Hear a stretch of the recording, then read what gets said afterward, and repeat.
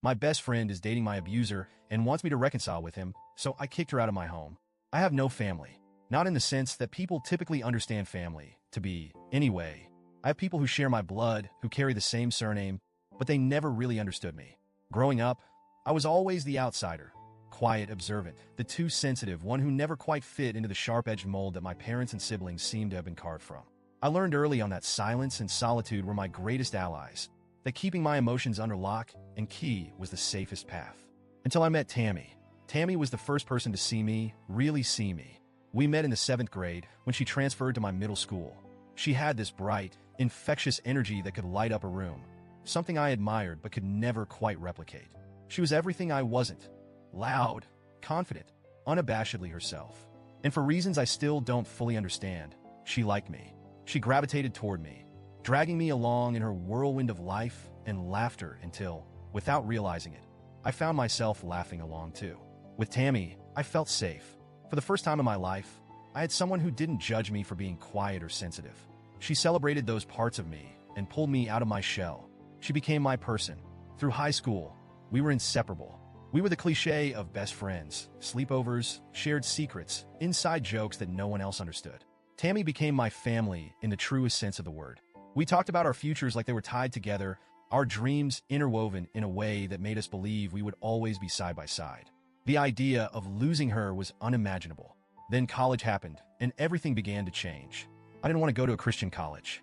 My parents forced me into it. They had always been deeply religious, so much so that it left little room for me to breathe, to think for myself. Their faith was like a suffocating weight around my chest, and by the time high school was over, I was desperate to escape it. But they wouldn't let me go.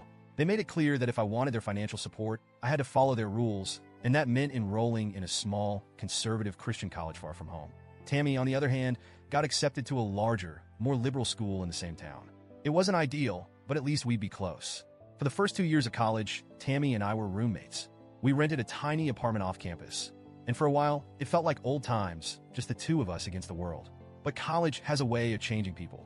Tammy embraced the new experiences with open arms, joining clubs, making friends, and exploring her independence. I, on the other hand, struggled. My college was suffocatingly strict, and the students there were so deeply entrenched in their beliefs that I felt like an outsider.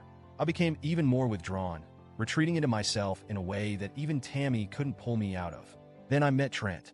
Looking back, I see all the red flags now. But at the time, I was lonely, and Trent seemed like a lifeline. He was charismatic in that effortless boy-next-door way. He wasn't like the other guys at my school. He didn't talk about faith or morality. He talked about music, movies, and adventure. He was charming, affectionate, and he made me feel seen in a way that no one had before, not even Tammy. By the end of junior year, I moved in with him. At first, it was wonderful. He showered me with attention and affection, always telling me how lucky he was to have found me. For a girl who had spent her whole life feeling invisible, that kind of attention was intoxicating. But slowly things started to shift. His compliments became backhanded, his affection laced with criticism.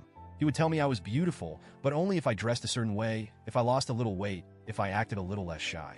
He would compare me to other girls, hinting that if I didn't change, he might have to find someone who could meet his needs. It wasn't until senior year that the physical stuff started. It was subtle at first. He'd push me out of the way if I was standing in his path, or grab my arm a little too tightly during an argument. Then the slaps came, always during fights, always followed by apologies. He'd tell me I was being too emotional, that I was overreacting, that I needed to toughen up. And I believed him. I believed him because my self-esteem had been ground down to nothing, and I had no one to turn to. When I called home, my parents told me I was living in sin by being with a man I wasn't married to, and that whatever I was going through was a consequence of my own actions. I stopped calling them after that. I told Tammy bits and pieces, but I never fully opened up to her about what was happening. I was too ashamed. Tammy had always been so confident, so sure of herself, and I couldn't bear the thought of her knowing how weak I'd become. Besides, she was busy with her own life, and I didn't want to drag her down with my problems. Then came the proposal. It wasn't romantic or sweet. It was an ultimatum. Trent had been pressuring me for months, telling me that if I didn't marry him, it meant I didn't love him. When he finally proposed, I hesitated, and that hesitation sent him into a rage. He screamed at me, demanded to know why I wasn't jumping at the chance to be his wife. Then he punched the wall next to my head. I collapsed to the floor, terrified. He tried to comfort me after, told me it was my fault for making him angry, that if I had just said yes, none of it would have happened. Then he forced me into bed. I don't want to go into the details, but it was one of the lowest moments of my life. When I woke up the next morning, the engagement ring was on my finger, and I knew I had to get out. I spent the next few weeks quietly planning my escape. I found a women's shelter in a nearby city, started hiding money, and the night after graduation, I left. I left everything: my phone, my clothes, my life. I drove to the shelter and never looked back. Tammy was the first person I told. She was horrified, of course. She helped cover for me when Trent came looking, spinning a story about how I had gone off the grid and didn't want to be found. She was my lifeline during that time, the only person who knew the full extent of what I had gone through. I trusted her with everything. That was years ago. I'm 36 now. Tammy is too.